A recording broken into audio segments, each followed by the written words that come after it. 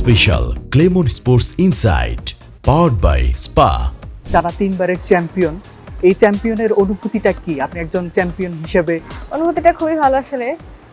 তবে 3বার চ্যাম্পিয়ন হয়েছে ঠিকই, কিন্তু প্রথমবারের অনুভূতিটা আসলে কোনো কিছুর সাথে কম্পেয়ার করা যায় না। ওটা খুবই স্পেশাল ছিল আমার জন্য 2022 সালে। বাংলাদেশের সেরা দাবাড়ু হিসেবে আপনার তখন কেমন লাগে? ঈদ হলিডে বা ন্যাশনাল হলিডে যেগুলো আছে ওগুলোতে আমাদের একটু সময় হয় যে ফ্রেন্ডসদের সাথে একটু ঘোরাফেরা করার।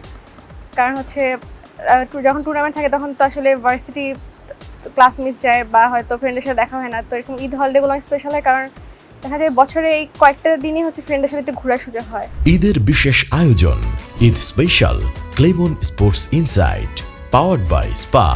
দেখবেন ঈদের দিন থেকে ঈদের পঞ্চম দিন প্রতিদিন রাত 11টা 30 মিনিটে শুধুমাত্র এটিএন নিউজে।